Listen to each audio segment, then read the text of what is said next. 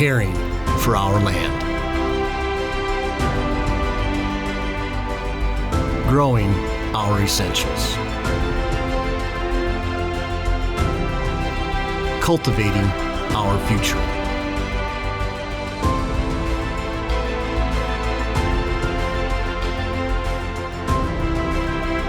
Every producer leaves a legacy.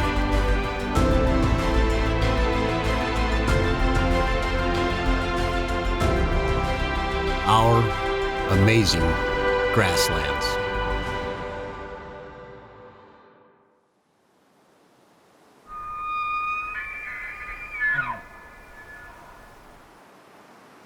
Buffalo, when they came here, they just gradually moved all around. It was kind of like rotational grazing at its best.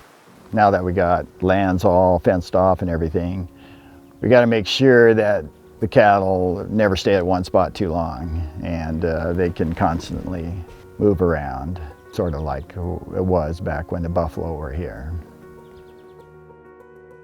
Our grandparents homesteaded this land in 1909. Then my father stayed on the place, and then his sons, took over from there. We're up here at the home place where we grew up at. I guess we started out with a small dairy years ago, and that kind of what kept food on the table, and now we're ended up buying more land, so now we're strictly a cow-calf operation. We actually have two different types of land. The land that we're on right now is up next to the hills, Black Hills, so it's heavily forested. And then where we run most of the cattle is along the Cheyenne River, and it's mostly open range grasslands down there. Up here it's all private land. But at our other place, it's a combination of federal land, the Buffalo Gap National Grassland, and also our private land. At our other place, probably 2/3 of it is actually Buffalo Gap National Grassland. So we depend on it quite a bit, and without it, it'd be pretty tough to make it. I think there are benefits to the Forest Service. Of course, we pay for it, for one thing. We're one of the few people that use federal land that actually pay. It's a way of keeping the grass in check, and for it doesn't get too long and tall where it could be a prairie fire someday. It's also improving the grass. So I think there's a real benefit to the Forest Service, and they realize it too. But they have to look out for everybody. And they're looking out for the people that like to see the wildlife, and also people that like to go rock hunting and things like that. So there are some challenges to managing land that's intermingled with the Forest Service, but as a whole it's worked out well for us. Forest Service allows us to drive in and check cattle, fix fences, and do about anything we need to repair. We kind of look at it as our land. We treat it just the way we treat our own private land. I guess we want to leave it better than when we took over, and we want to see more western wheatgrass come in, green needle. We want to see that grass that's thicker and more vigorous, and kind of replacing a lot of that buffalo grass, and just getting a better grass cover all around. The long-term plan for the forest area is we still have a lot more ground up here that needs to be thinned. I suppose years down the line, Bob and I won't see it, but it does open it up for more growth, and there could be logging later on, but right now that's not in the plans. When we acquired the land, we got the allotment permit, so that allowed us so many AUMs to graze there. Some of the land, though, is woody draws, so and they've kind of, in the last 20 years, have really stressed that they want cattle off of that land after June 1st, and we can't be back on till October 1st. just mainly for the bushes and the trees and things like that. But it has worked out. We've been able to work around that just fine. It's not been a problem. Kind of saves those areas for winter grazing, so it's probably beneficial to the environment, plus for us too. So it's also got good protection, which is a big plus on that. Well, we have about 30 different pastures. I wouldn't say we are true rotational grazers. You talk to those people and they move their cattle every week, and if they don't have it grazed out completely, you either got your pastures too big or you don't have enough cattle. We try not to stay in a pasture more than a month long. We try to move out so the plants do have a chance to come back. Now this land right here, we'll probably only graze it 2 months out of the year, maybe even less, maybe a month. This pasture here, and then we'll move to other pastures. Then we'll be out of it for the next year. Our goal for grazing is to always leave grass. We love grass. I like looking out on a pasture that looks good even after we take cattle off. And we do have a problem down there because we're in the pure shale and it doesn't take any abuse. That's one of our main concerns, is we don't dare overgraze on that type of ground. We've always tried to leave a little bit of grass behind, whether it just be half or even more than half. And I think that has probably given us the best sustainability to get through a drought. Well, I think the first thing we did was we probably developed our water system. So we had water tanks in every pasture. The cows didn't have to travel. Fortunately, around here, we already had the fences in place. So it was a matter of just, moving the cows from one pasture to another. Other places we did have to put in some fencing. Pipelines have definitely given us security, but it also distribution of the cattle, and it has also allowed us to fence off the riparian areas, and that keeping those cattle off the summer off on the river, we've seen a real improvement there. You have to take care of the land or it won't take care of you, and that also goes for your cattle. Well, I don't know if I can speak for Dustin and Bob, but I pretty much like everything I do, except I don't like to have to make money at it. If I didn't have to make money at it, it'd be fun. As responsible producers, the Ridbergers learn from the natural cycles of our amazing grasslands. From the open range on the Cheyenne River to the national grasslands, all the way into the forested Black Hills, they try to mimic the original rotational grazers, the bison. Having grown their family dairy into a successful cow-calf operation, they have proven that collaboration with the Forest Service is key to attaining their goals of leaving the land better than they found it.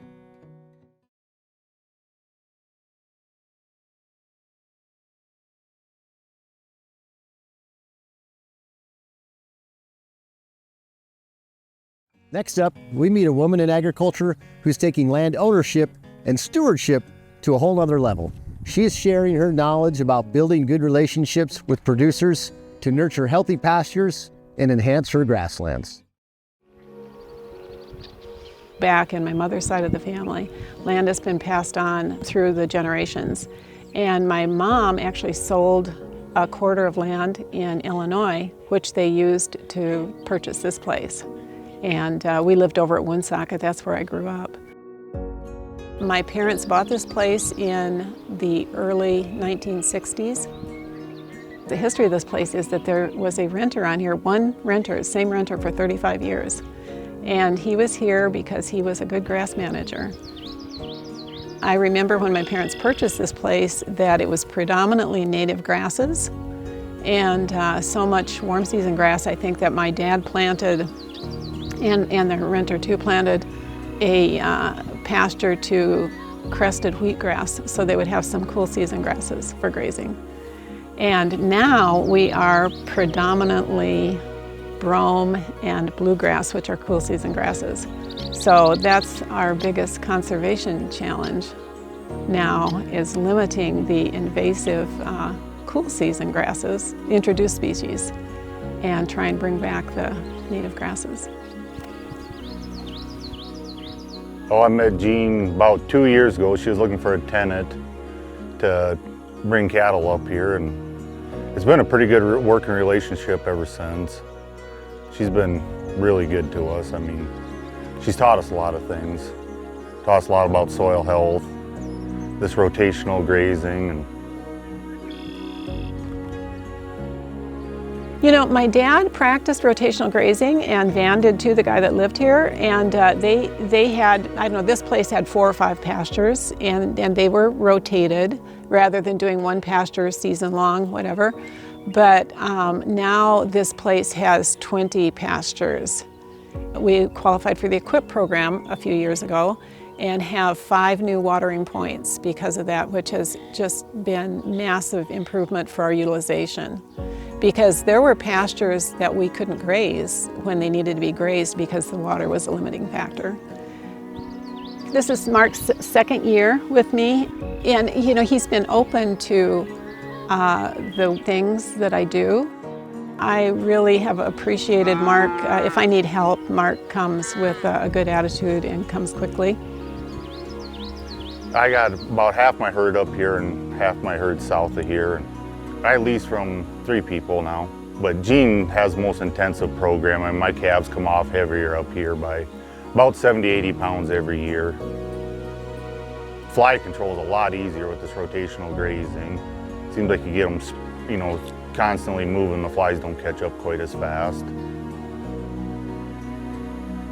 It's a little bit more work, but I mean, Jean takes care of the vast majority of it. I mean, she calls me when she wants to move them. I show up here, we move them, and I get back on with my work. I mean, she's really instrumental in all this. I mean, she takes the majority of the work and kind of puts it on her shoulders. And if she needs help, she calls me. I come up here and help. And I mean, it's a really good working relationship for me.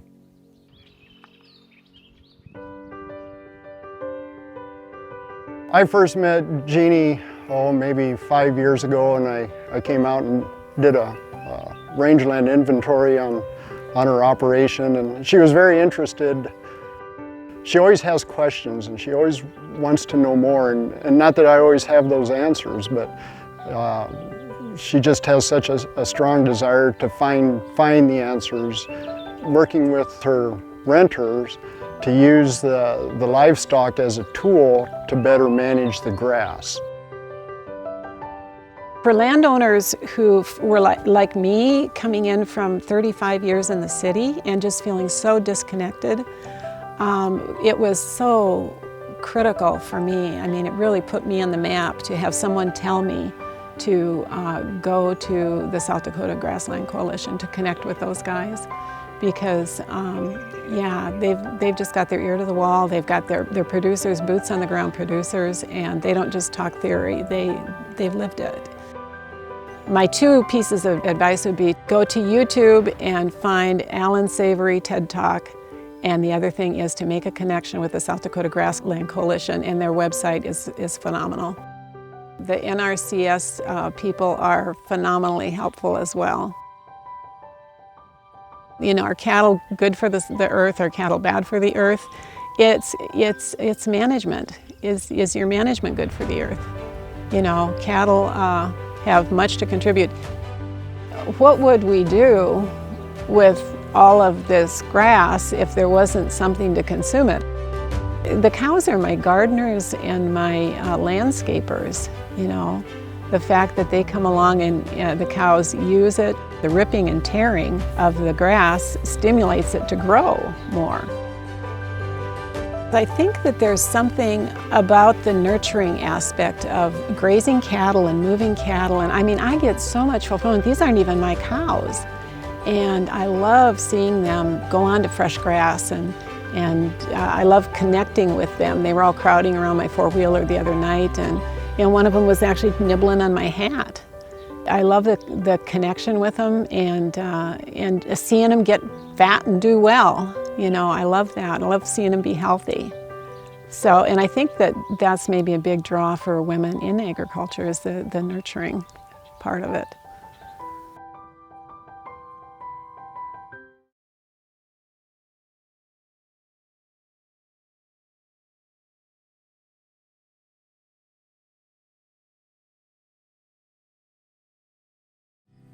Three years ago, we lost some grass that got sold out from under us. And it was pretty close and very good grass. I was about ready to dump about 75 pair, and it was early April. I had an old ag teacher of mine who called one day and he said, I have some grass available. We can run about 200 pair, and that's, like I said, way more than what I had, but he had been renting to a cousin of mine, and he said, if you're open to it, would you be willing to run your cows with my cousin, who's a very good operator, very good cattle, does things the right way? And I said, absolutely. So it was a little bit different. It was up east of Watertown, and it was way further away than we run cattle, normally 10 miles or closer. So that was kind of a big change, but you know, there's not too many opportunities where you can have cattle 120 miles away and trust the guy to care for your cattle and do a good job doing it. And this was a case where I didn't think twice about it. So that kind of opened my eyes. You know, we were running 200 head together, opened my eyes to, yeah, we can run bulls together and run cows together. We had run kind of similar style cattle, all black Angus, and trusted each other's genetics and bulls, and it worked very, very good. The only issue, it was maybe just a little too far away from home. So the next year rolled around and an opportunity for some grass came up a lot closer to home. Neighbor I knew he'd been getting out of his cows, and called him in April again, very late, and just guessing for sure that this grass was going to be gone. And he said, no, it's still available. I had several guys interested, but I haven't been real interested in the guys that, you know, were asking me about it. He said, when do you want to come over? So me and Dave came over the next day, and again, it was a pretty good chunk of ground, and I knew that I wouldn't have enough cattle to fulfill this amount of grass. So that's where Dave came in. One of my better friends, and the guy that runs the same style of cattle and does things the same way we do, and that was after running that group in Watertown, it really wasn't even worth thinking about, you know, whether that could be done or not. We approached the landowner and told him that if we were given the opportunity to rent the land, that we would rotational graze on it.